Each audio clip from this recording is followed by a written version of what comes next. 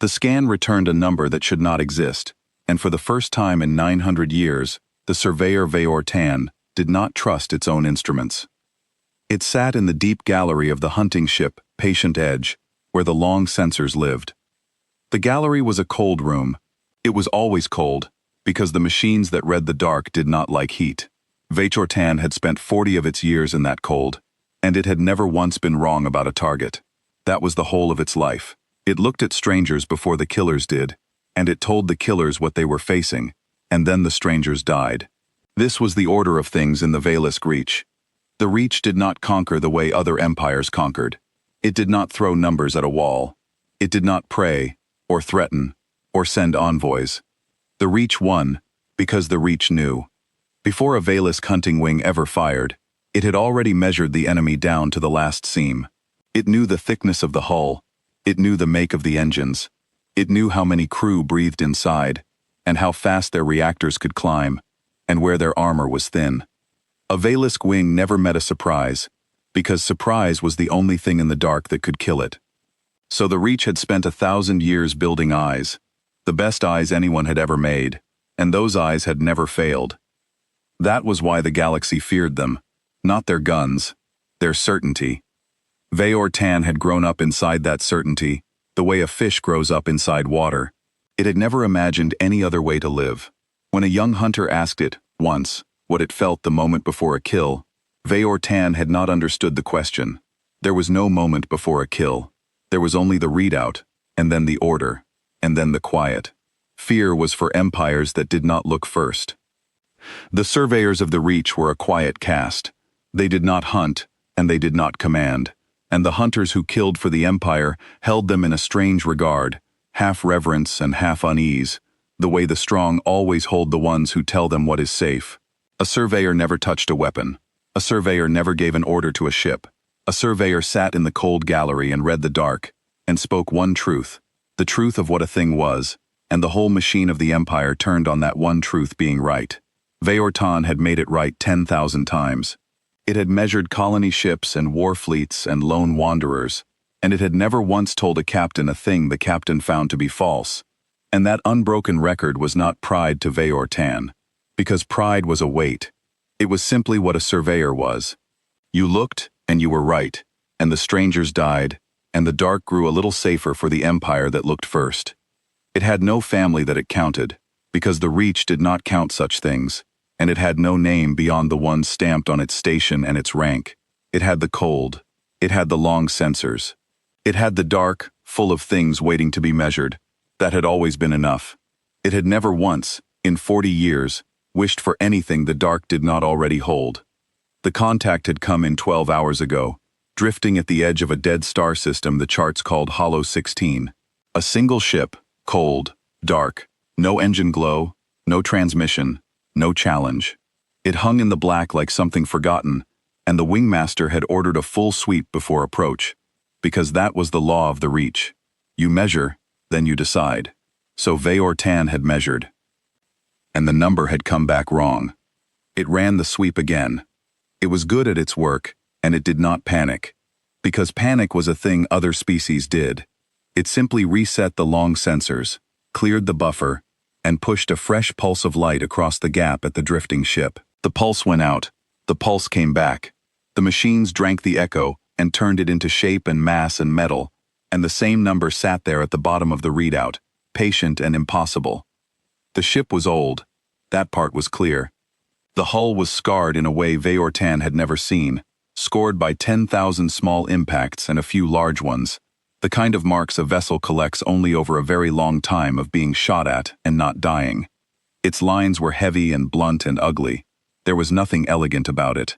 It looked like a fist that had been left out in the rain for a century. But it was not the age that was wrong. It was the mass. The Patient Edge measured everything by density, because density told you what a thing could survive. A light hull meant a quick death. A dense hull meant a stubborn one. Veyor had a scale in its head, built over 40 years, and at the top of that scale sat the war temples of the Koran, vessels so heavy with armor that 3 Veilisk wings had once been needed to crack a single one. The drifting ship at Hollow 16 read 4 times denser than a Koran war temple. That was the number. 4 times. Veyortan stared at it. 4 times the densest thing it had ever scanned, packed into a hull barely 2/3 the size. The math did not close. Nothing was that dense. Nothing built by hands could be that dense and still hold its own shape. A thing that heavy should have collapsed into a knot of dead metal long ago. And yet, there it floated, holding its shape, drifting cold and silent in the dark, waiting. Veyortan did the only correct thing. It flagged the contact as a sensor error and requested a maintenance cycle on the long array. The wingmaster, a hunter named Sael Doro, who had killed across 2 arms of the galaxy and never lost a ship, granted the cycle without comment. They ran it. They tore down the array and rebuilt it and calibrated it against 3 known stars and a piece of debris they fired themselves. Every check came back perfect. The array was not broken. They swept the drifting ship a 3rd time. 4 times denser than a Koran war temple. The same number, to the 3rd decimal. Veyortan felt something then that it had no word for, because the Reach had never needed the word. Its hide tightened. Its breathing slowed. Somewhere far down, beneath 40 years of certainty, a small old animal woke up and began, very quietly, to be afraid. It did not show this. It logged the contact, attached the readouts, and sent the report up the chain to Sael Doro with a single added note, because the law of the Reach demanded honesty in the gallery above all things. The note said only this: recommend we do not approach until we understand what we are looking at. It was the first time in Veyortan's life it had ever recommended against a hunt. Sael Doro read the report. Sael Doro came down to the cold gallery itself, which it had never done before, and stood behind Veyortan's station and looked at the number for a long time without speaking. Then it asked the surveyor a question. It asked whether the ship was dead. Veyortan said it did not know. There was no engine heat. There was no power signature it could read. There was no transmission of any kind. By every measure the Reach owned, the ship was a corpse, a husk, drifting where its makers had abandoned it long ago. But the density was wrong, and Veyortan had learned in 40 years that when one number was impossible, you did not trust the others. A thing could play dead. A thing could hide its heat. The Reach itself did these things to its prey, so when the wingmaster asked if the ship was dead, the only honest answer was that the ship was either a corpse or a trap, and the difference between those two was worth more than the whole wing. Sael Doro considered this. Then it gave the order that the Reach had always given, the order that had never once been wrong, the order that was the soul of the Empire. It said, measure closer. The patient edge began to move toward the drifting ship. And in the cold gallery, watching the dead husk grow slowly larger on its screens, Veyortan found itself doing a thing it had never done. It checked the range to the nearest jump point. It checked how many seconds it would take the patient edge to turn and run. It did this quietly, without telling anyone, and it did not let itself ask why. The drifting ship had a name on its scarred flank, in letters Veyortan could not read. The surveyor fed them to the translation banks and waited while the machine searched its memory of 10,000 dead and living tongues. The answer came back partial, uncertain, flagged as low confidence. The name on the hull, the machine said, meant something close to the one who keeps the count. Veyortan logged that too, and the patient edge crept closer through the dark, certain as it had always been, toward the cold and silent thing that was 4 times too heavy to be real. The patient edge closed to 1 light second and held there, and Veyortan began the deep work. A surface scan told you the shape of a thing. A deep scan told you the truth of it. The deep scan took longer and cost more power, and it reached past the hull, mapping the spaces inside, the corridors and the bulkheads, and the rooms where a crew would live. The Reach used the deep scan to plan its kills.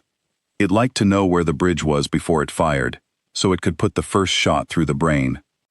Veyortan began to map the inside of the silent ship, and 1 room at a time, the silent ship began to frighten it. The first thing the deep scan found was the armor. Not the outer hull, but what lay beneath it. The ship was not dense because it carried some strange heavy metal. It was dense because it was layered. Plate over plate over plate. Hundreds of them. Each one a different alloy. Each one set at a different angle, so that a shot that punched through the first would be turned by the second and shattered by the third. The Fortan had never seen armor built in layers like that. The Reach did not build that way. The Reach did not need to, because the Reach was never hit. You did not armor against a blow you had already measured and avoided. This ship had been built by a people who expected to be hit, who expected to be hit again and again, by everything, forever, and who had decided to live through it anyway. The armor was not a wall, it was a refusal. Veyortan ran the layered armor against the rolls of the Reach, the great catalog of every hull the Empire had ever measured and killed, 900 years of certain kills laid out in a single long list. It was looking for a match, a precedent, a name it could put to this thing, so that the fear in the cold gallery would have somewhere to go. The rolls were vast. The rolls held the war temples of the Koran and the lattice ships of the Sethal, and the diamond hulls of a dozen empires the Reach had measured and decided and erased. The surveyor pushed the silent ship's profile through all of it, every alloy, every angle, every layered seam, and waited for the match to come back. No match came back. The rolls had nothing. In 900 years of measuring the galaxy, the Reach had never once scanned a hull built this way, and that fact alone should have ended the hunt, because the Reach did not strike what it could not place. But the doctrine had a hole in it that no surveyor had ever found before, and Veyortan found it now, in the cold, with its hands not steady. The doctrine assumed that a thing not in the rolls was a thing too new or too small to matter. It had never once considered that a thing not in the rolls might be a thing too old. A thing the Reach had met before the rolls began, and lost ships to, and chosen to forget.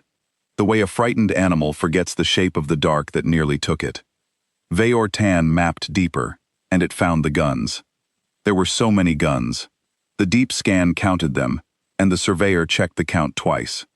The ship was not large by the standards of a war temple, but it was packed so tightly with weapons that there was barely room left for anything else.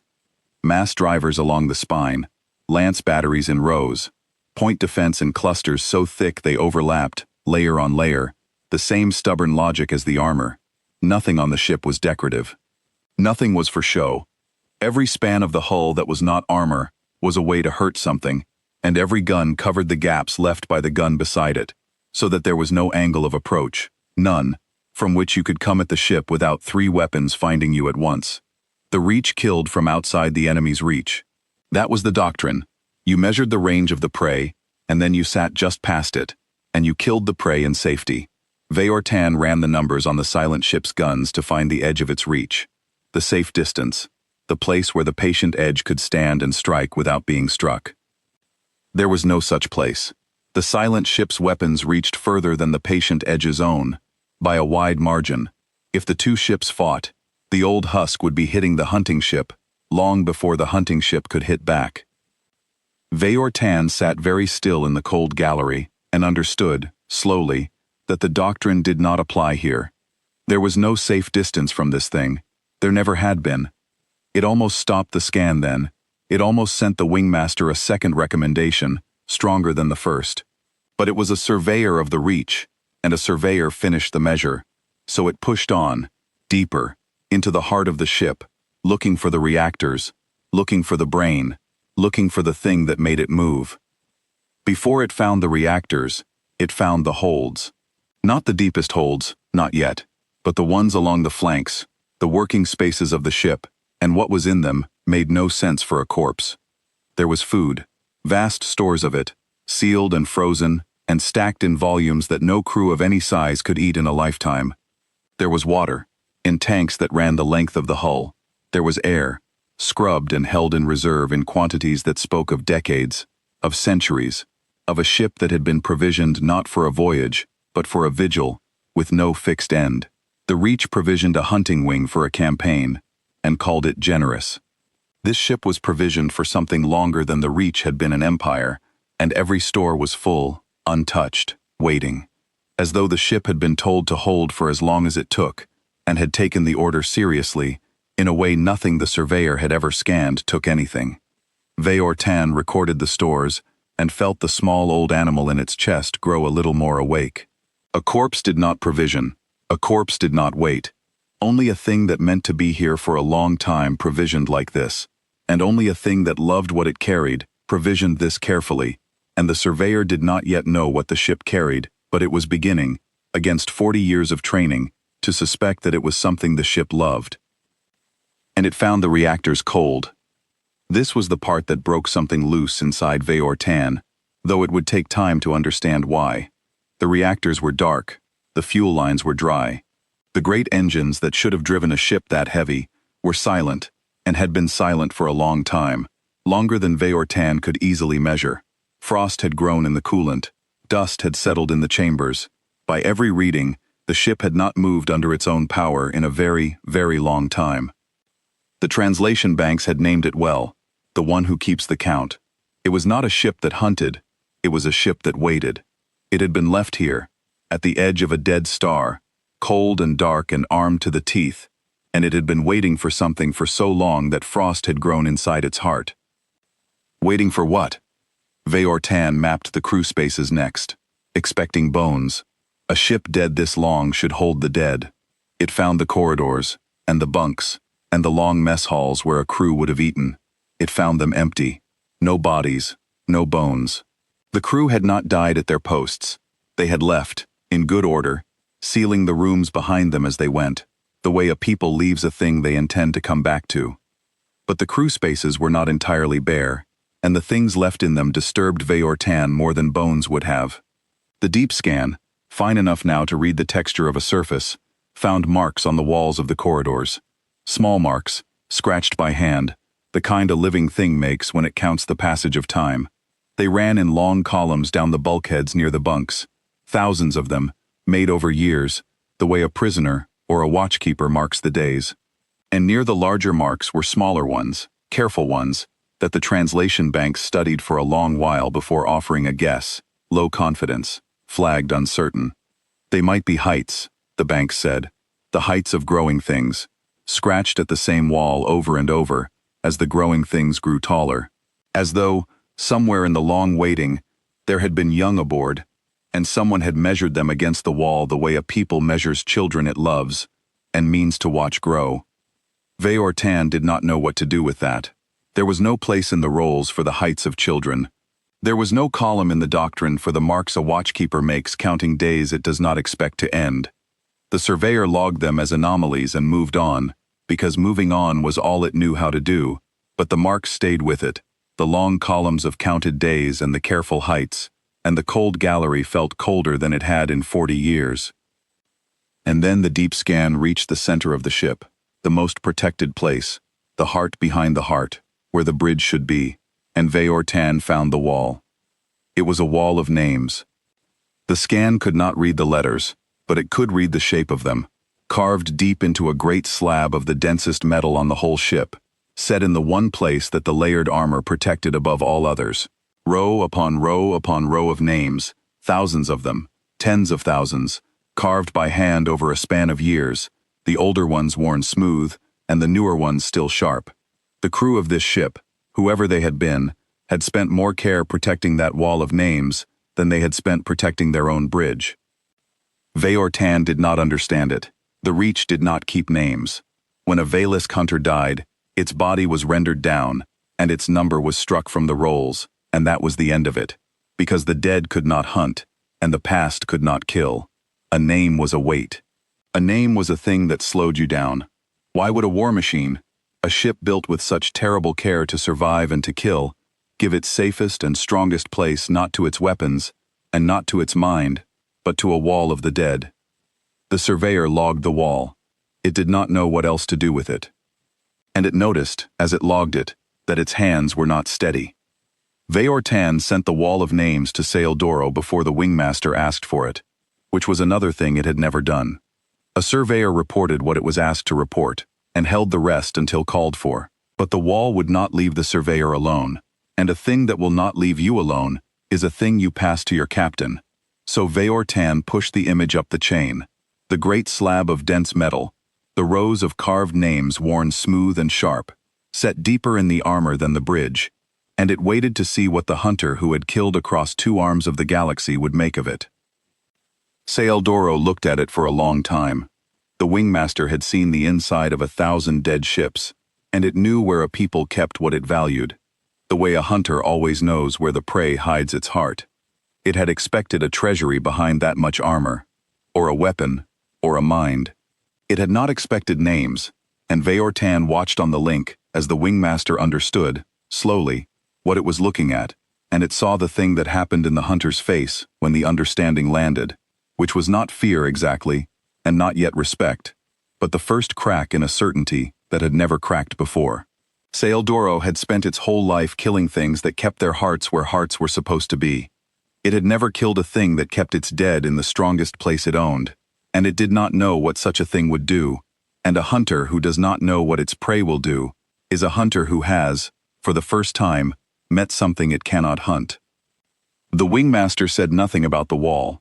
It gave the order to close to attack range instead, and Veyortan understood that the order was not certainty, but its opposite. A hunter, reaching for the familiar thing, because the unfamiliar thing had grown too large to hold. You do not order in advance because you are sure. You order in advance because stopping would mean admitting you are not, and the Reach did not know how to admit that, had never once in 900 years been built to admit that, and so it advanced, the way a thing walks forward in the dark precisely because it is afraid to stand still and feel how dark the dark has become. There was a smaller thing too, a thing Veyortan almost did not log, and it was perhaps the most frightening of all the readings the deep scan took that day. In a chamber near the wall of names, set apart, the scan found a single space that was not armor, and not weapon, and not a place to live. It was a garden, or it had been.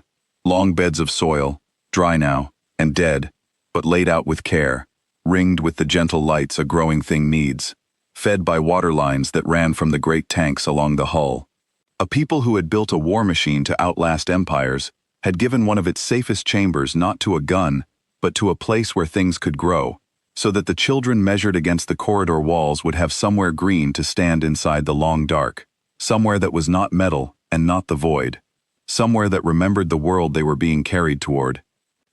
Veyortan sat with the dead garden a long while. A war machine did not need a garden.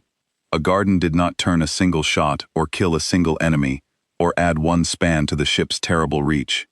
It was, by every measure the Reach owned, useless, the kind of thing a people builds only because it has decided that surviving is not enough, that the point of surviving is to arrive somewhere worth arriving, and that you carry a piece of that somewhere with you, the whole way, so you do not forget what the survival is for. The Reach had no garden. The Reach had never needed one, because the Reach had never been carrying anything home. And the surveyor understood, looking at the dead beds of soil, that this too was a measure of why the galaxy feared its makers, and it was the gentlest and the most terrible measure of all, that a people who would not stop were also a people who planted gardens in their warships, and that the not stopping and the garden were, in the end, the very same thing. It was at that point that Saeldoro ordered the Patient Edge to close to attack range. Veyortan objected. It was the second time in its life, and this time it spoke aloud, in the cold gallery, with the wingmaster standing beside it. It said the ship outranged them. It said the armor was beyond anything in the rolls. It said the density still did not close, and that meant there was something inside the hull the scan had not yet found, some mass it could not account for, and that until it understood that mass, closing was a risk the doctrine did not allow. Saeldoro listened. The wingmaster was not a fool. It had killed across 2 arms of the galaxy by listening to its surveyors, but it had also killed across 2 arms of the galaxy, and it had never once met a thing it could not kill, and that long unbroken success had grown into it like bone. It looked at the readouts, it looked at the cold reactors, the dry fuel lines, the frost in the engines, and it made the judgment that the Reach had taught it to make. The ship was a corpse, it said, a heavily armed corpse, yes, a frightening corpse, but a corpse. The reactors were dead, the crew was gone. The guns, however many, and however far they reached, were guns that needed power, and hands to fire them. And there was no power, and there were no hands. They would close, and they would board, and they would strip this ancient impossible hull for everything the Reach could learn from it, because a ship built like this was worth more to the Empire than 100 kills. They would not fire on it, they would take it. It was, Veyortan had to admit, a reasonable judgment. It was exactly the judgment a Veilisk wingmaster should make. The evidence said corpse. Only the density disagreed, and one wrong number against 100 right ones was a thin thread to hang a fear on. But Veyortan had built its whole life on the rule that when one number was impossible, you did not trust the others, and the density was still impossible, and the wall of names was still there, in the safest place on the ship, guarded better than the bridge, and Veyortan could not stop thinking about it. You did not protect a thing that hard, unless it was the most important thing you had. And if the most important thing on a war machine was not its guns, and not its mind, but its dead, then Veyortan did not understand this ship at all, and it had learned long ago that the thing you did not understand was the thing that killed you. The patient edge began to close the last of the gap, and in the cold gallery, the surveyor kept the deep scan running, hunting through the silent hull for the missing mass, for the thing too heavy to be real, for the number that would not close. It found it, as they crossed into attack range. The missing mass was not metal. It was not armor or fuel or hidden weapons. The deep scan, pushed to its limit, reached at last into the deepest and most shielded compartments of the ship, the ones wrapped in the most armor of all, deeper even than the wall of names, and it read what was inside them, and Veyortan stopped breathing. The compartments were full of people, thousands of them, tens of thousands. Not crew. The readings were wrong for crew. The bodies too still, the metabolisms too slow, the temperatures held just barely above the death of cells. They were sleeping. They were frozen in the careful, ancient sleep that long-haul species used to cross centuries, the cold sleep that stops a life without ending it, and they had been sleeping in the heart of this cold, dark waiting ship for longer than Veyortan could measure. That was the missing mass. That was the density that would not close. The ship was 4 times too heavy, because it was not empty. It was carrying its whole world inside its armor, packed into the safest center of the safest hull anyone had ever built, wrapped in layer after layer of refusal, guarded by 10,000 guns and a wall of the dead. The one who keeps the count. It was not counting kills. It was counting the sleepers. It had been left here, cold and dark and bristling, to guard them, and it had been guarding them, faithfully, in the silence, for a span of time so long that frost had grown in its heart and dust had settled in its lungs, and still it had not let go, and still it had not died, and still, 4 times too heavy to be real, it waited. Veyortan understood then, all at once, what it was looking at, and it understood, in the same breath, the question it had been afraid to ask since the first impossible number. If the reactors were truly dead, the ship was a tomb, and the wing could take it. But if the reactors were not dead, if they were only cold, if a ship built to guard a sleeping world by a people who expected to be hit forever had been built, also, to wake. It lunged for the alert. It had the answer now, the real one, the one that mattered. It opened its mouth to tell the wingmaster to stop, to turn, to run, that the ship was not a corpse but a sentinel, and they had just crossed the line it was built to defend. And in the cold dark of Hollow 16, the reactors of the silent ship began, very quietly, to climb. The first sign was not a weapon. It was a single point of heat, deep in the dead ship's core, where a moment before there had been only frost. Veyortan saw it bloom on the readout, and felt its whole body go cold. The reactor was not dead. It had only been sleeping, the way the people in its heart were sleeping, banked down to almost nothing, holding just enough of itself alive to wait. And now something had told it to wake, and it was waking, and the surveyor watched the heat climb in the core with the particular horror of a being that has measured a thing perfectly and understood it perfectly, and realized, too late, that understanding is not the same as safety. It shouted the alert, the cold gallery filled with the rising note, and across the patient edge, the hunters came to their stations, and Saildoro's voice came hard and fast over the link, demanding to know what its surveyor had found. Veyortan told it. It spoke quickly, and it spoke clearly, because that was its training, and it laid out the truth in the order the truth had come. The ship is not a corpse. The ship is a guard. There are 60,000 sleepers in its heart. The reactors are waking. The guns outrange us. We are inside the line it was built to defend, and we crossed that line ourselves." There was a silence on the link. Then Saeldoro asked the only question a wingmaster of the Reach could ask. It asked whether the ship had detected them. And Veyortan, looking at its instruments, had to answer that it did not know, because the silent ship was not behaving like anything the Reach had ever scanned.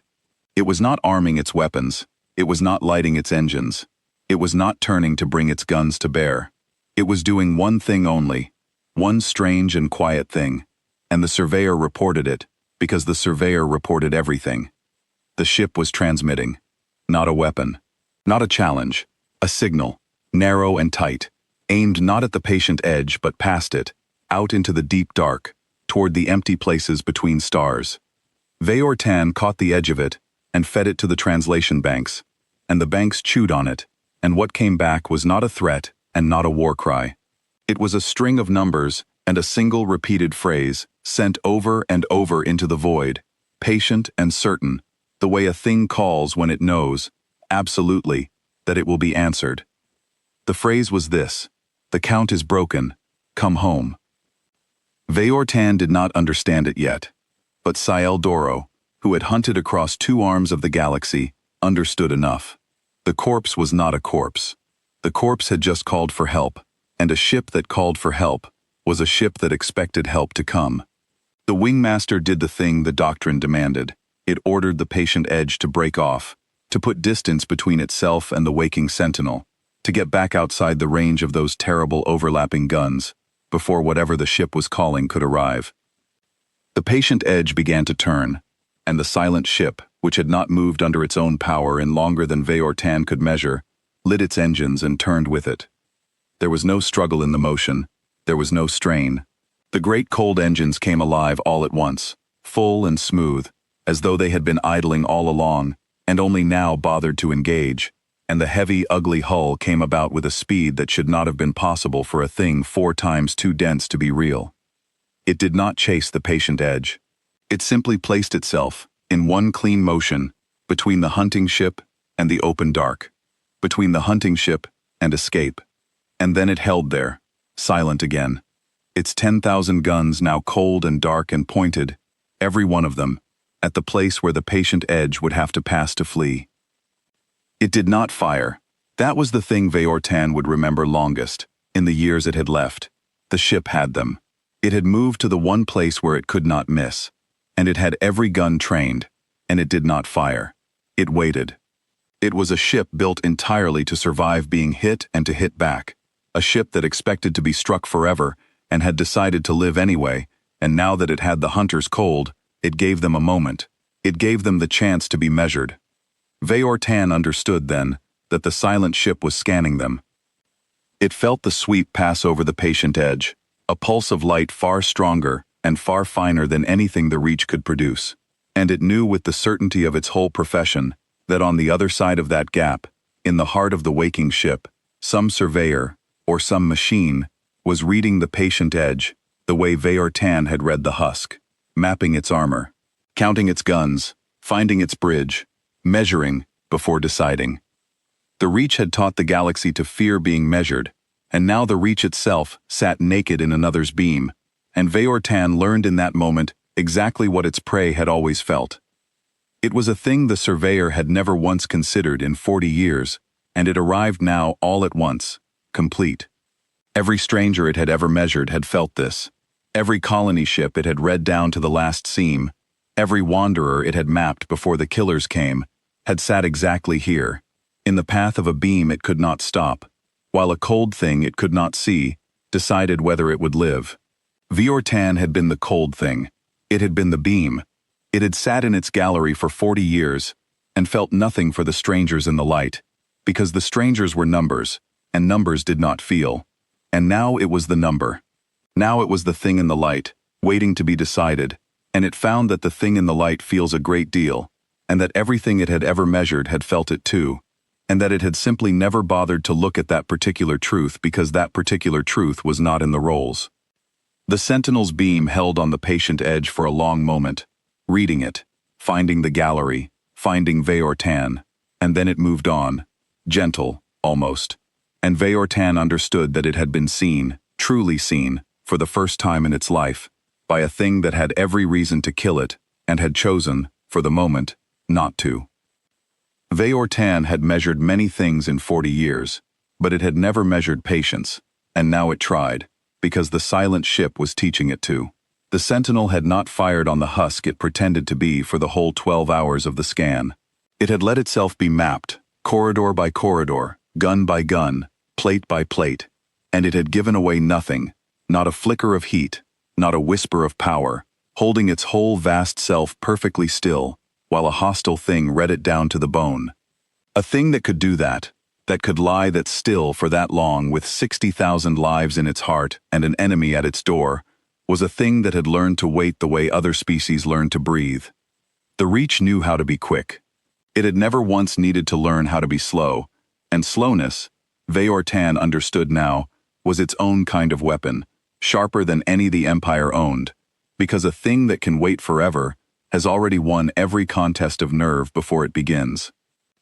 It thought about the holds full of food, the centuries of air, the careful provisioning for a vigil with no end. It thought about the marks on the corridor walls, the counted days, the heights of children scratched at the same wall over and over. Whoever had served aboard the Sentinel in the beginning had known they would grow old here, and have children here, and die here, and be carved into the wall here, and they had come anyway, and they had stayed, and they had handed the watch down from parent to child across a span of time the Reach could barely hold in its head, until at last there was no crew left at all, and only the ship itself remained on watch, and the ship had not noticed the difference, because the ship had been built by people who did not know how to stop, and it had simply gone on not stopping after the last of them was gone.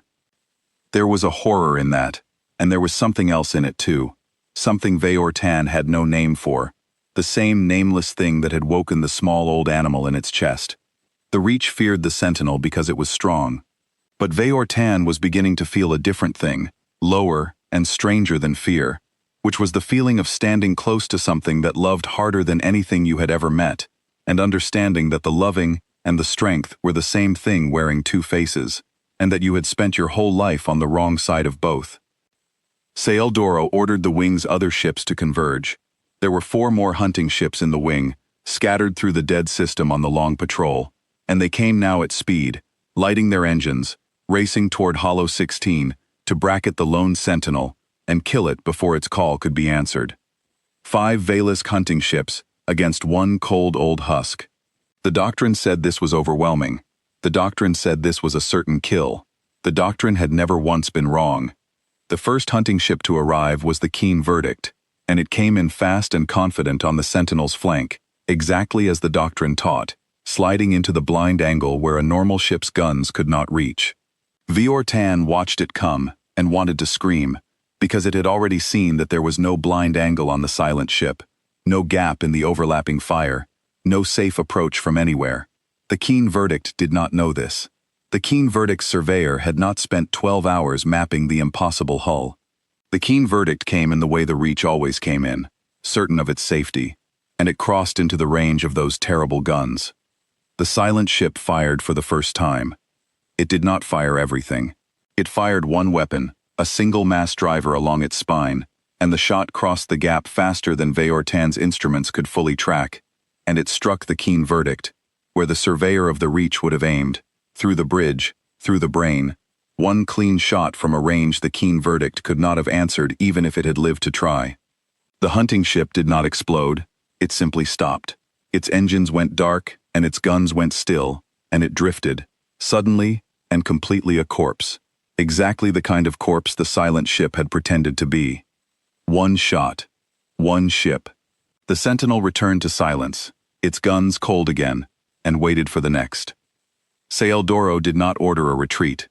Veyortan understood why, even as it begged silently for the order that did not come. The Reach could not retreat from this. If 5 hunting ships fled from a single old husk, if the empire that ruled by certainty was seen to run from one ship it could not measure, then the certainty was broken, and the certainty was the whole of the Reach. Better to die killing it than to live having fled it. So the wingmaster ordered the attack pressed, all 4 remaining ships at once, from 4 directions, a storm of fire to overwhelm the thing before it could pick them apart. And the silent ship woke up the rest of the way. Its guns came alive, all 10,000 of them, the overlapping clusters, and the long lance batteries, and the mass drivers along the spine, and the dark around Hollow 16 turned to fire. Veyortan sat in the cold gallery and watched its own wing die, and it watched the way a surveyor watches, seeing everything, missing nothing, understanding all of it. The hunting ships came in certain of their safety, and they found that there was no safety, that every angle was covered, that every shot they fired was turned by the layered armor, while every shot the sentinel fired found the seam the Reach itself would have aimed for. The silent ship had read them. It knew where their bridges were. It knew where their armor was thin. It had measured them the way they had always measured others, and then it had decided, and now it was simply carrying the decision out. Veyortan watched the battle the only way it knew how, which was to measure it, and the measure told a story the surveyor would spend the rest of its life trying to forget, and never could. The Reach fought by the doctrine, and the doctrine had 3 legs, and the silent ship took each leg out in turn, deliberately, the way a thing breaks a tool it has studied. The first leg of the doctrine was range. You strike from outside the prey's reach. The hunting ships opened the engagement at the distance the doctrine prescribed, the safe distance, the distance that had killed for 900 years, and they fired their opening salvos with the certainty of an empire that had never been answered from so far. The salvos crossed the gap. The silent ship's layered armor took them and turned them and shrugged them off, plate over plate over plate, the refusal doing exactly what it had been built across centuries to do. And then the sentinel answered from a distance the hunting ships had thought was theirs alone, and the first leg of the doctrine broke, because there is no safe distance from a thing that reaches further than you, and cannot be hurt at the range where you can hurt it. The second leg of the doctrine was the blind angle. Every ship has a place its guns cannot cover, and the Reach made its kills by finding that place and living in it. The hunting ship Long Tally tried for the blind angle, sliding low and fast beneath the sentinel's spine, where a normal hull's weapons could not depress to reach. There was no blind angle. The overlapping clusters that Veyortan had counted twice in the deep scan covered every span of the dark around the silent ship, layer on layer, the same stubborn logic as the armor, and the Long Tally slid into the place that should have been safe, and found 3 weapons already waiting for it, and it died with its guns still warming, and its captain still certain, to the last half-second, that the doctrine would hold. The third leg of the doctrine was the prediction. The Reach killed by knowing where the prey would be before the prey knew it, by modeling the panic, by reading the rational flight of a frightened ship and meeting it at the end of the line. The hunting ship Sharp Account fled rationally, the way the doctrine said a damaged ship flees, the way every prey the Reach had ever measured had fled, and the sentinel read the rational flight as easily as Veyortan read a chart, and struck the Sharp Account through its engines, and left it drifting and helpless and alive, which was somehow worse than dead. A hunter of the Reach turned in one shot into the exact kind of crippled, waiting thing it had spent its life killing. The hunting ship Clear Ledger lasted longest, because its captain did the one thing the doctrine forbade, and the silent ship could not easily answer. It stopped being rational. It abandoned the prediction, the flight, the safe angle, all of it, and it came in wild and weaving and irrational, no pattern at all, a frightened thing that had thrown away the Empire's certainty and become, for 90 seconds, simply a creature trying not to die. And for those 90 seconds the silent ship's perfect aim was troubled, its shots leading a target that refused to be where it should be, and Veyortan felt a wild thread of hope, because here at last was a thing the Sentinel could not measure. But the Sentinel did not need to measure it. It was a ship built by a people who had spent centuries fighting things that would not be predicted, who had learned to win not by knowing where the enemy would be, but by covering everywhere the enemy could go, and it simply tightened its overlapping fire into the whole volume of the chaos, and waited, patient, the way a patient thing waits, until the chaos resolved itself into the only thing chaos ever resolves into against a wall of guns, which is a corpse. The Clear Ledger was gone too. There was a thing that happened during the dying of the wing that Veyortan did not understand until much later, and it was the thing that frightened it most of all. When the hunting ship Clear Ledger came in wild and weaving, when its captain threw away the doctrine and became for 90 seconds a creature that could not be predicted. The silent ship did not panic, and it did not rush, and it did not pour everything it had at the chaos to be sure of the kill. It did the opposite. It slowed. Veyortan watched the Sentinel's fire grow not faster but more careful, more spare, each shot placed and considered, and it understood that the silent ship was not trying to end the clear ledger quickly. It was trying to end it without harming anything behind it. Every shot the Sentinel fired was aimed not only to kill the hunting ship, but to miss the sleepers, to keep the violence pointed outward and away from the heart, to spend not one round in a direction that might, if it strayed, touch the world it carried. A lesser thing, a thing that fought to win, would have flooded the dark and not cared where the spillover went. The Sentinel cared. Even in the middle of the kill, even pressed by a target it could not measure, it never once forgot what it was protecting, and it shaped the whole battle around the safety of the lives it held. That was the thing. That was the difference Veyortan had spent its life not seeing. The Reach fought to destroy the enemy. The Sentinel fought to protect what it loved, and destroying the enemy was only the thing that protection happened to require, and the two were not the same, and the difference was everything. An empire that fights to destroy will stop when destroying grows too costly, because the destroying was always the point, and the point can be abandoned. A thing that fights to protect will never stop, because the point is not the fighting, the point is the protected, and the protected does not go away just because the fighting grows hard.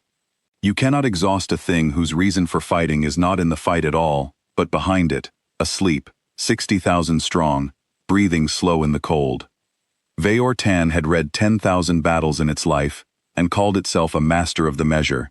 It had never once measured the thing that mattered. It had counted guns and armor and range and reach, and it had never thought to ask the one question that decided every fight in the dark, which was not how strong is it, but what is it fighting for. The Reach fought for the Empire. The Sentinel fought for its children, and in the cold gallery, watching its own people die certain and unprotected, Veyortan understood at last which of those two things the dark would always, in the end, belong to. In 4 minutes, the wing that had never lost a ship had lost 4. Only the patient edge remained, held in place by the silent ship's body between it and the dark, untouched, unfired upon, waiting its turn. Veyortan understood why it had been spared. It was the surveyor. It was the one who had looked. The silent ship had read the patient edge as carefully as Veyortan had read the husk, and somewhere in that reading it had found the gallery and the long sensors and the being that sat in the cold and measured the dark, and it had decided, for reasons Veyortan could not yet grasp, to leave that being alive. To leave a witness, to leave the one who keeps the count. Saldoro's voice came over the link one last time, low and steady, and emptied of all its certainty. It ordered Veyortan to record everything. It ordered the surveyor to take the readings and the truth of this, and carry them home. Because someone had to. Because the Reach had to know what it had met at Hollow 16. And then the Wingmaster did the only thing left to a hunter, who had run out of dark to hide in. It turned the patient edge's bow toward the silent ship, and lit the engines to ramming speed, to die striking, to make the kill cost something. The silent ship did not move. It let the patient edge come, and at the last moment, before the hunting ship could close, the Sentinel did the strangest thing of all. It opened a channel, and in a voice that the translation banks rendered slow and clear and almost gentle, the one who keeps the count spoke directly to the surveyor in the cold gallery, by the name the Reach had given it, which it should not have known, and which it had read from the very signals Veyortan used to spy. It said, "Surveyor, stop your captain. There is no count left to settle here. Only sleepers to guard. Turn, and carry what you saw, and tell them why we do not run." Veyortan did the thing it had never done in 40 years of service. It overrode its captain. The override was a sin in the Reach. The gallery measured and the captain decided, and that line had never been crossed, because crossing it meant a surveyor believed it knew better than the hunter who killed.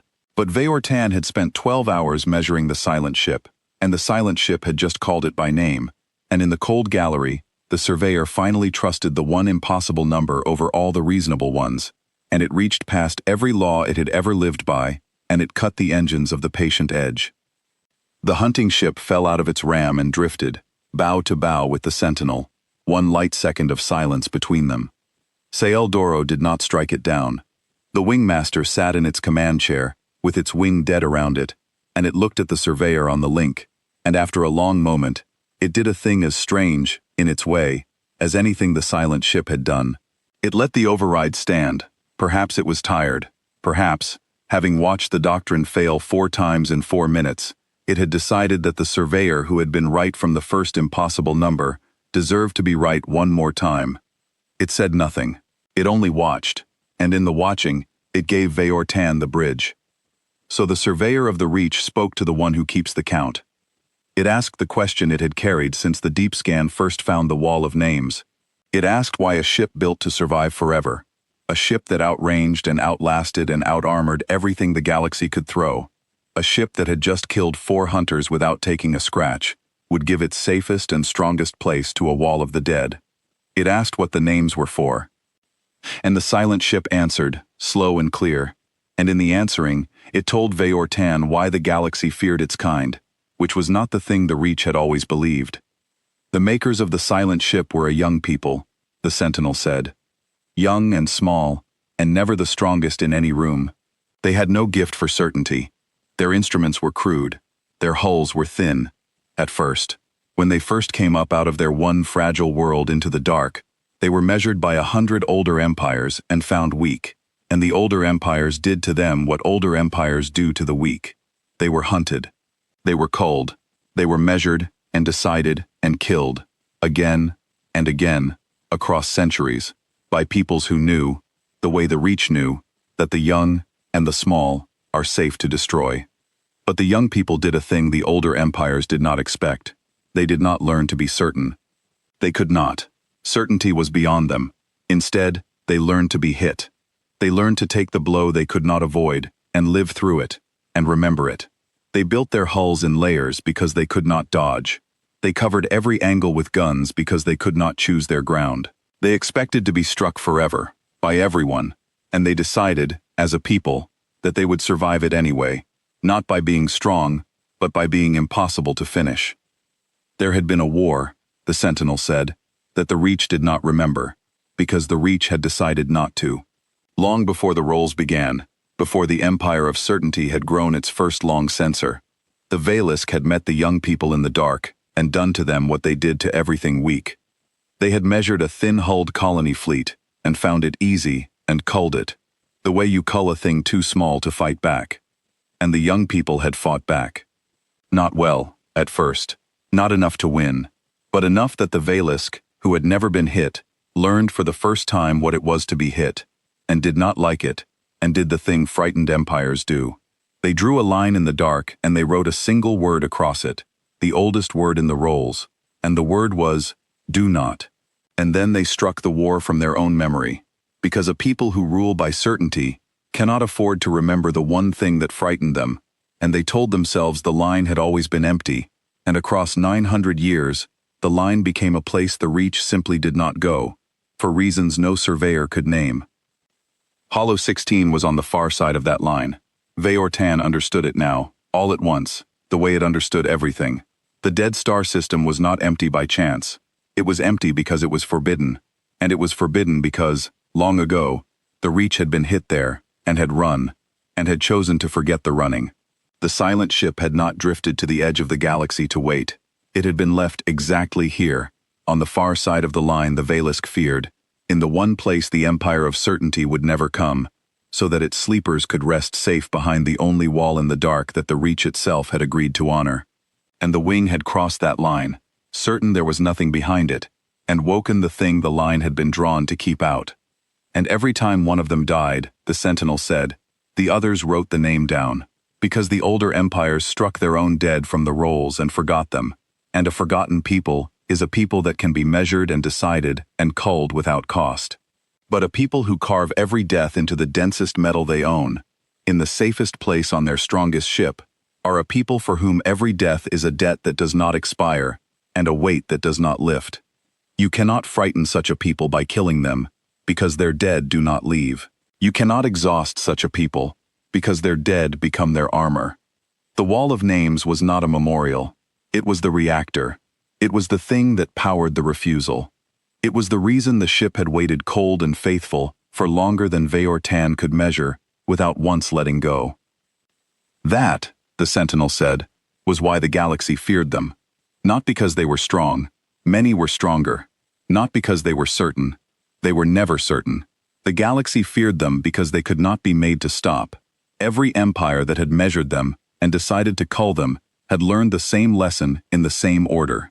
You could hit a human ship, you could hit it 1,000 times, and it would still be there, 4 times too heavy with all its dead, guarding everything it loved, hitting back, and it would still be there long after you had spent yourself against it and gone home and died and been forgotten by your own roles.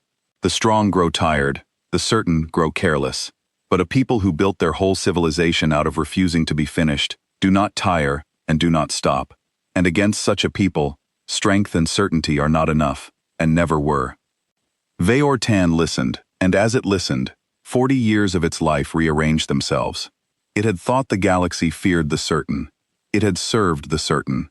It had believed, with its whole cold heart, that the empire that measured first and never met a surprise was the safest thing in the dark. And now it sat bow to bow with a thing the reach could not measure, a thing whose density would not close because it was full of sleeping people and carved dead, and it understood that all its certainty had only ever made it brittle. The reach had never been hit, so the reach had never learned to survive being hit. And the first time a thing it could not measure had decided to strike back, the reach had died in 4 minutes, certain to the last. The Sentinel was full of people. That was the thing Veyortan kept returning to. 60,000 of them, sleeping in its heart. This was not a warship that happened to carry refugees. This was a world that had made itself into a warship so that its people could sleep safe in the dark while it waited to carry them home. The cold reactors, the dry fuel, the frost in the engines. It had not been abandoned. It had been left on guard, banked down to almost nothing to make the waiting last, holding its world inside its armor across a span of time so long that the people who set it here had surely died, and still it had not let go, because the count was not yet settled, and the sleepers were not yet home. "The count is broken," the signal had said. "Come home." Veyortan asked what that meant, and the Sentinel told it. The ship had waited at Hollow 16 for a fleet that was meant to come and carry the sleepers the last of the way, to a world prepared for them. The fleet had never come. Something had happened, far away and long ago, that the Sentinel did not know and could not learn, and the rendezvous had failed, and the ship had been left holding 60,000 lives at the edge of a dead star, with no one to relieve it, and no order to leave its post. So it had done the only thing its makers had built it to do. It had stayed. It had guarded. It had waited, cold and faithful, for someone, anyone to come. And when the patient edge had come instead, and crossed the line, it had woken not to kill, but to defend, and it had sent its old signal out into the dark one more time on the chance that this time, after so long, the count might finally be answered. Veyortan looked at the wall of names on its readout, the rows worn smooth and the rows still sharp, and it asked the Sentinel one last question. It asked whether anyone was coming. And the silent ship said it did not know. It had been calling for a very long time, but it would keep calling, it said, and it would keep waiting, and it would not let go, because that was what it was, and the sleepers were not yet home. It was then that Veyortan understood what it had to do. It was the surveyor of the reach. It had the long sensors, the strong transmitters, the deep memory of 10,000 tongues and 10,000 charts. The Sentinel's signal was old and narrow and crude, a young people's crude signal, sent again and again into a dark too wide to hear it. But the patient edge could reach further. The patient edge could take that signal and lift it and carry it across the arms of the galaxy, to every relay the reach had ever planted, to every ear the empire of certainty had ever bought. The reach feared what it could not measure. The Veyortan could give the reach something it had never had. It could give them the measure of a people who would not stop, and it could carry the count home for a ship that could not. Sieldoro's voice came over the link. The wingmaster had been listening to all of it, and the surveyor braced for the order to fire, to finish the thing, to die killing it as the doctrine demanded. The order did not come. Instead, the wingmaster, the hunter who had killed across 2 arms of the galaxy and never lost a ship until today, said something Veyortan would carry to the end of its life. It said, "Surveyor, You were right from the first number. You are still the gallery. Tell me what to do." Dan Veyortan, for the first time, gave its captain not a measure but a decision. It said, "We do not fire, we do not flee, we carry the count." They did not have long, because the sentinel had not been the only thing waiting in the dark. Veyortan found it first, the way it had found everything first. A second wing of the Reach, a full one. 11 hunting ships under a marshal named Corso Vel, inbound on the distress lattice that the dying wing had triggered when its ships began to fall. The Reach did not abandon its own. When a wing went silent, another came, larger and angrier, to learn what had killed it, and to kill that thing in turn. 11 ships, fresh and certain, racing toward Hollow 16, to avenge a wing that had died not knowing why. And they would arrive certain. That was the danger Veyortan understood at once. Corso Vel would come in believing what the whole Reach believed, that the dark held nothing the Empire could not measure, and the Marshal would measure the silent ship, and read its cold reactors, and its old crude signal, and its impossible density, and the Marshal would decide the way Doro had decided, that a corpse was a corpse, and 11 hunting ships would press the attack, and some of them would die, and the rest would learn the same lesson the same way, too late. The Sentinel could destroy them. Veyortan had seen that it could, but the sleepers would be no safer for it, and the count would only grow, and the silent ship would still be alone at the edge of a dead star, with no one come to relieve it. There was only one way to break the pattern, and Veyortan saw it the way it saw everything, all at once and whole. The Reach could not be made to flee, because the Reach had never been hit, but the Reach could be made to know. If the 11 came in certain, they would die certain. But if the 11 came in knowing what Veyortan now knew, knowing the truth of the wall and the sleepers, and the people who could not be finished, then perhaps, for the first time in 900 years, a Veilisk wing would arrive at a target it understood, and an understood thing did not have to be killed. So Veyortan turned the Patient Edge's transmitters around, and it began to broadcast. It did not send a warning the Reach would dismiss. It sent the readings. All of them. The 12 hours of deep scan, the impossible density, the layered armor that was a refusal, the 10,000 overlapping guns, the wall of names in the safest place on the ship, the 60,000 sleepers in its heart. It sent the kill, frame by frame, 4 certain hunting ships dying in 4 minutes, to a thing they had been certain was a corpse. And it sent the Sentinel's own words, the whole of them, the young people who could not be made to stop, the dead who became their armor, the count that did not expire. Veyortan took the truth it had nearly died learning, and it threw it out into the dark, ahead of the incoming wing, at every relay and every ear, so that Corso Vel and the 11 would arrive already measured by the thing they came to kill. It was a long broadcast. That was the danger Veyortan had not let itself dwell on. 12 hours of deep scan, the full kill rendered frame by frame, the Sentinel's whole answer, all of it compressed and pushed out across every channel the Patient Edge could open. Even at the speed the Empire's relays could carry, the sending would take time, minutes of it, and the surveyor could only hope that the truth would reach Corso Vel's wing before Corso Vel's wing reached the line. It did not. The 11 ships of the second wing came over the edge of Hollow 16, while the broadcast was still sending, ahead of their own warning, exactly as Veyortan had feared, and for a moment, the surveyor watched 2 terrible things race each other across its instruments. The truth, spreading outward at the speed of the Empire's light, and the wing, closing inward at the speed of vengeance. The Marshal's ships had caught the front edge of the broadcast, the first frames, the impossible density, and the layered armor, but they had not yet caught the heart of it, the sleepers and the wall, and the reason, and a wing that had caught only the front edge of the truth was a wing that knew only that its sister wing had died, and that the thing that killed it was strange. That was not enough. That kind of knowing made an empire angrier, not wiser. Corso Vel's ships fanned out into attack formation, the old certain formation, and began to close on the silent ship. And Veyortan understood that if the broadcast did not finish before they crossed the line, the lesson would be paid for in blood a second time. So the surveyor did the only thing left.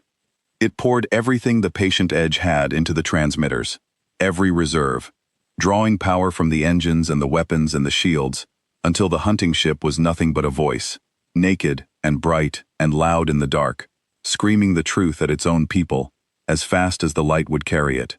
The heart of the broadcast went out, the sleepers, the wall, the forgotten war and the line the Reach had drawn and crossed.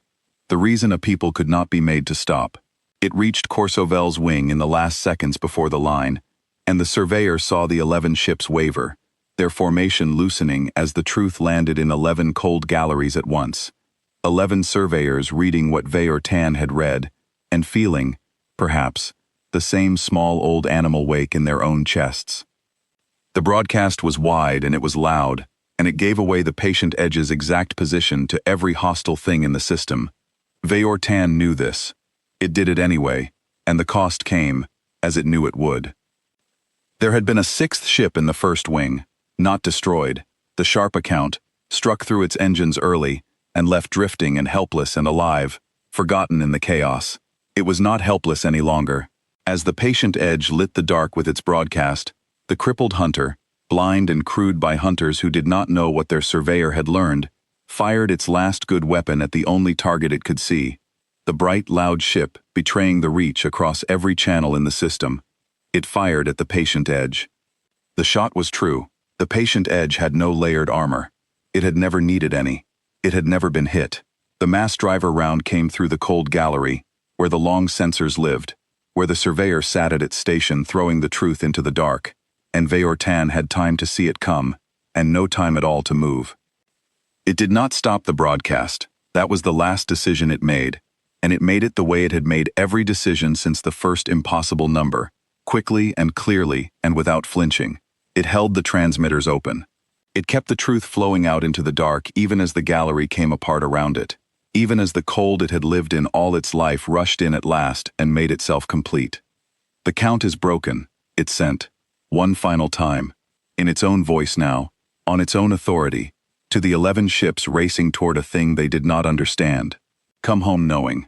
And then the cold gallery of the Patient Edge went dark, and the surveyor of the Reach, who had looked first all its life, and been right about everything, except the one thing that mattered, was gone. But the broadcast had finished sending, and the silent ship had heard every word of it. When Marshal Corsovel arrived at Hollow 16 with 11 hunting ships, it did not arrive certain. It arrived knowing. It had caught the Patient Edge's broadcast on the way in, the whole of it, the readings and the kill and the truth, and the surveyor's last words, sent with the surveyor dying. And so the Marshal did a thing no Valisk wing commander had ever done in the long certain history of the Reach. It arrived at a target, and it did not attack. It held the 11 ships at the edge of the system, outside the line, outside the range of those terrible guns, and it looked at the silent sentinel across the dark, and for the first time, the Empire of Certainty was certain of the right thing.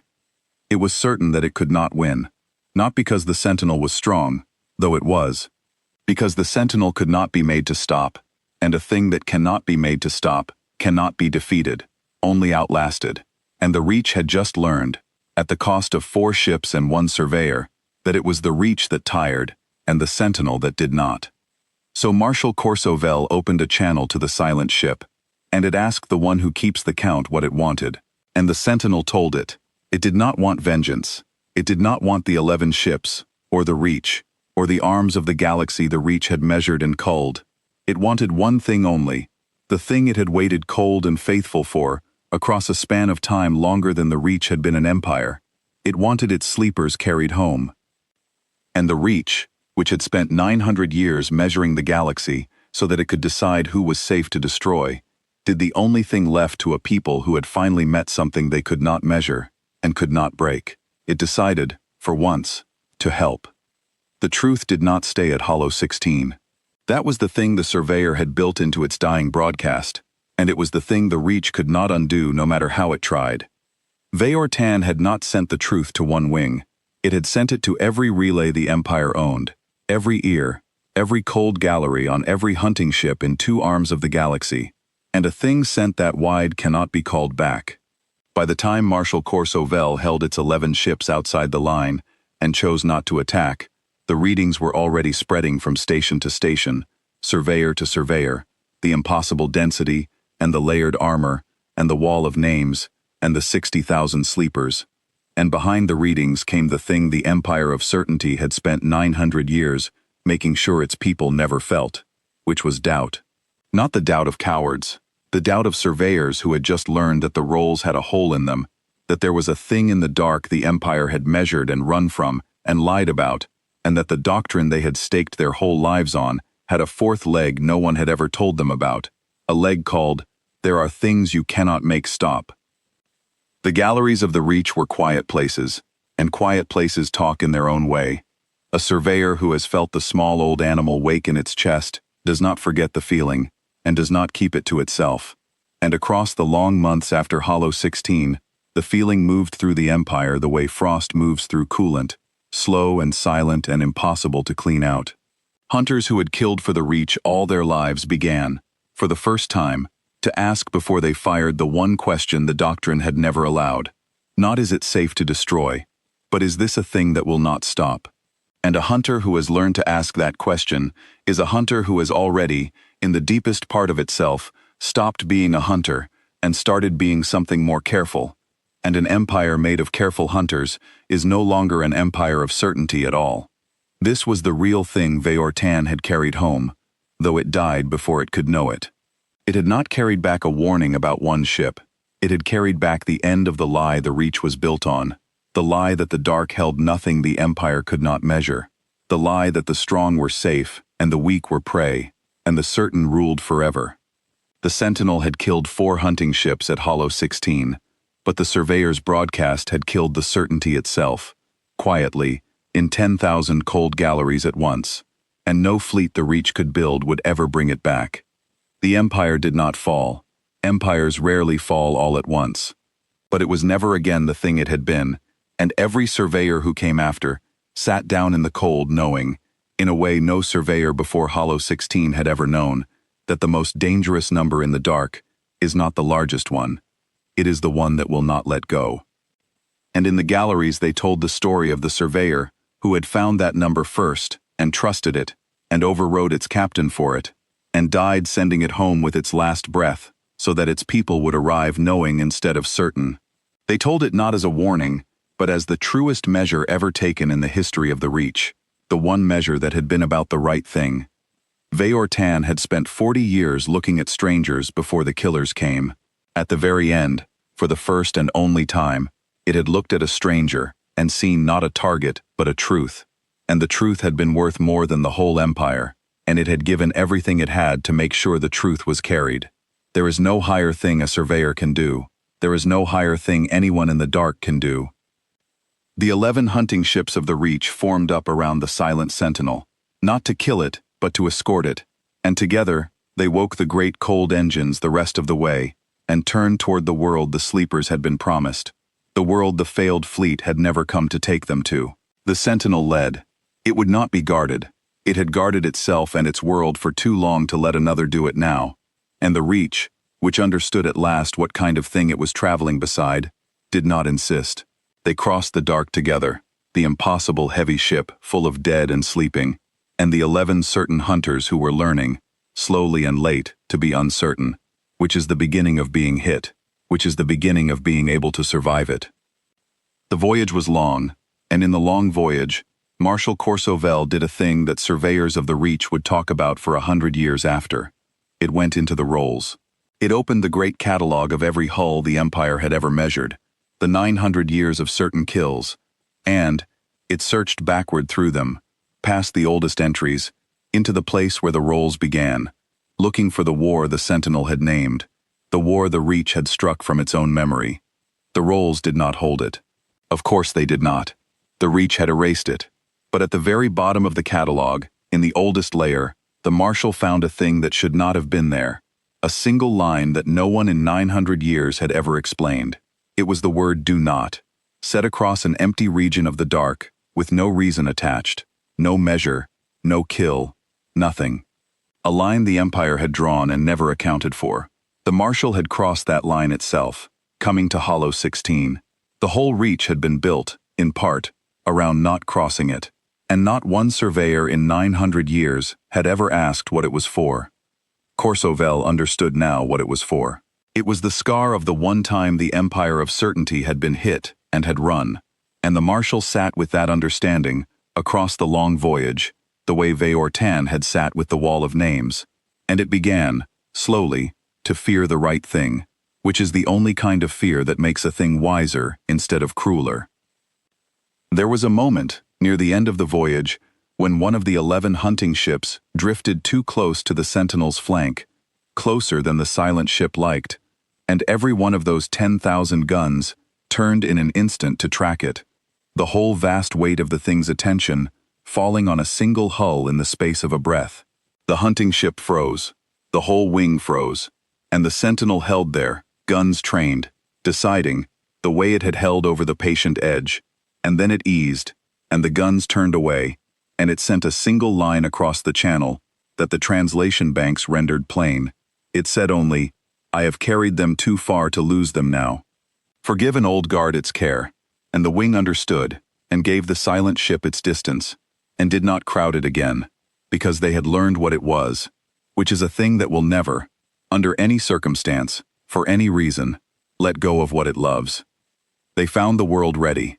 It had been ready for a very long time, a green world waiting empty for a people who had never arrived, and the Sentinel brought its 60,000 down out of the cold sleep into the light, and the count, after so long, began at last to be settled.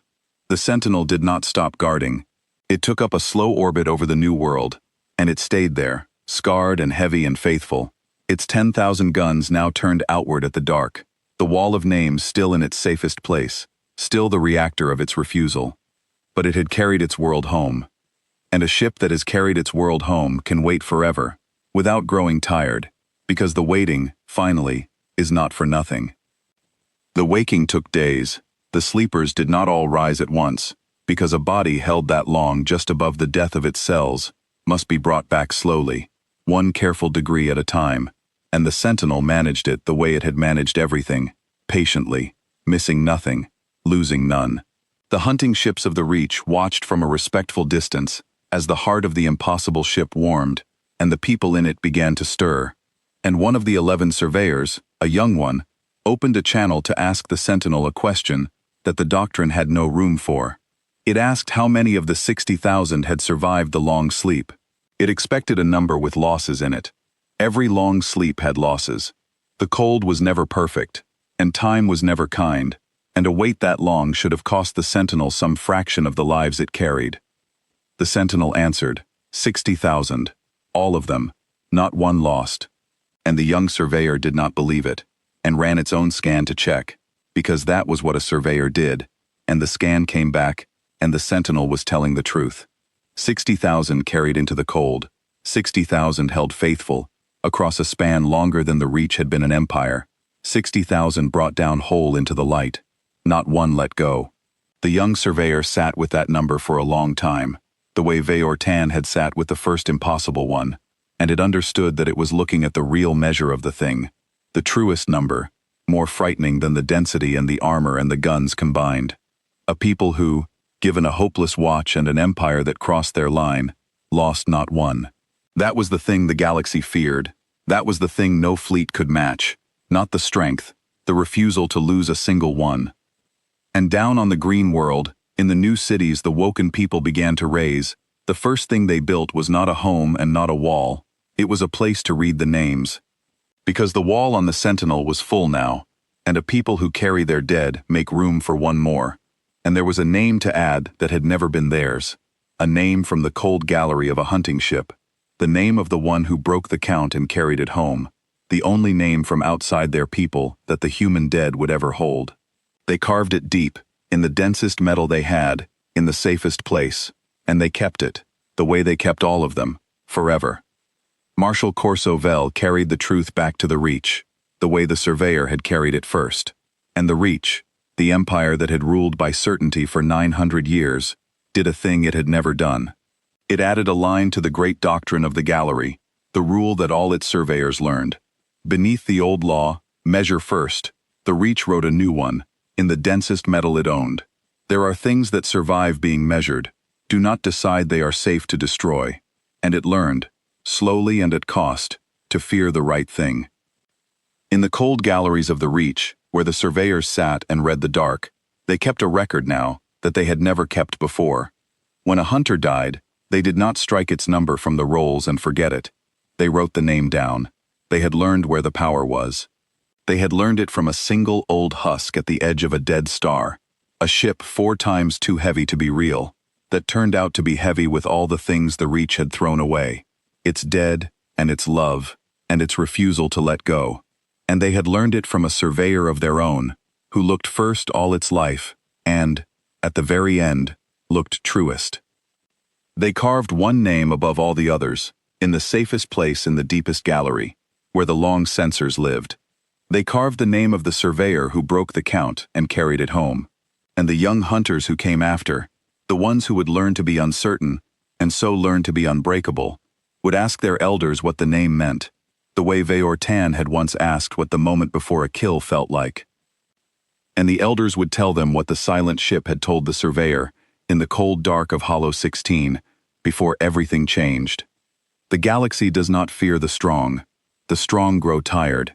It does not fear the certain grow careless. The galaxy fears the ones who carry their dead, and will not stop, and cannot be finished.